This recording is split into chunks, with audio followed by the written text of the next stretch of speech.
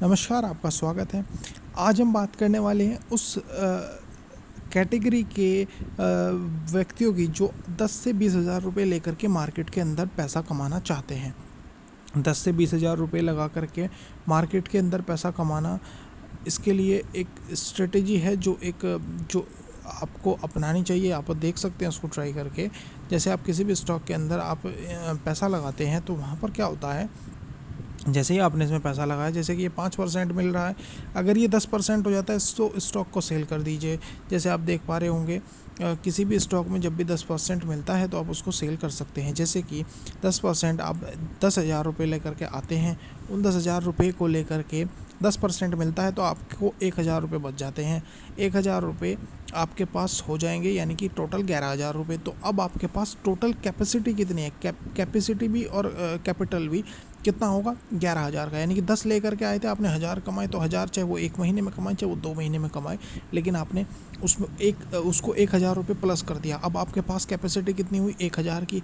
Again उस 11,000 को, माफ़ी चाहूँगा, 11,000 को फिर उसको इन्वेस्ट कीजिए। इन्वेस्ट करने के बाद उसको फिर 10% का जैसे ही प्रॉफिट मिले फिर निकाल लीजिए।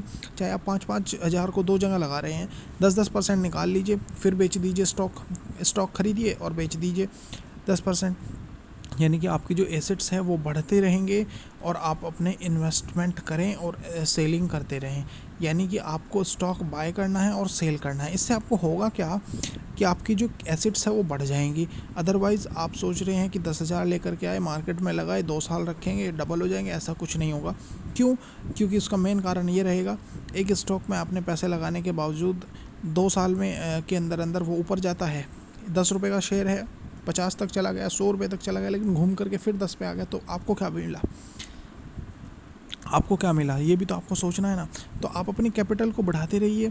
जैसे आपने किसी स्टॉक में 100 शेयर लिए हैं, तो 100 शेयर लेने के बाद मैं आपको दिखा देता हूँ। यहाँ पर मैं अभी इसका वेट कर रहा हूँ यूनियन बैंक का। यूनियन बैंक मेरा से मिस हो गया 33.60 के आसपास।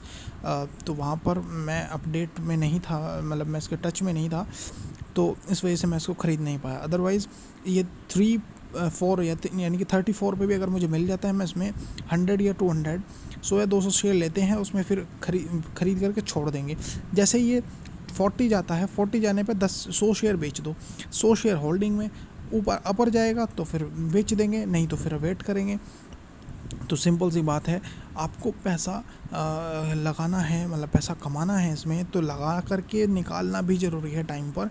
आपको टाइम से अगर आपने पैसा नहीं निकाला तो आपको यहाँ पर लॉस, या फिर आप कह सकते हैं एक तरीके से आपको कोई फ़ायदा तो नहीं मिला ना। स्टॉक ऊपर गया फिर नीचे आ गया, ऊपर गया फिर नीचे आ गया, पर आपको कोई प्रॉफिट यहाँ पर नहीं मिला। तो इसलिए बेटर ये है कि आप 10% फिक्स करें, अपना 10% लेना है।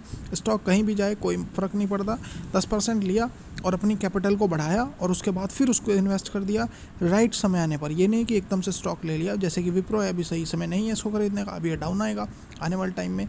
JSW स्टील, टाटा स्टील, ये सभी अभी अपर साइड है। पावर ग्रिड में एक अच्छा मौका है, फिलहाल ये भी 10 रुपये ऊपर जा चुका है, 170 पर भी मिल रहा था बोनस की वजह से।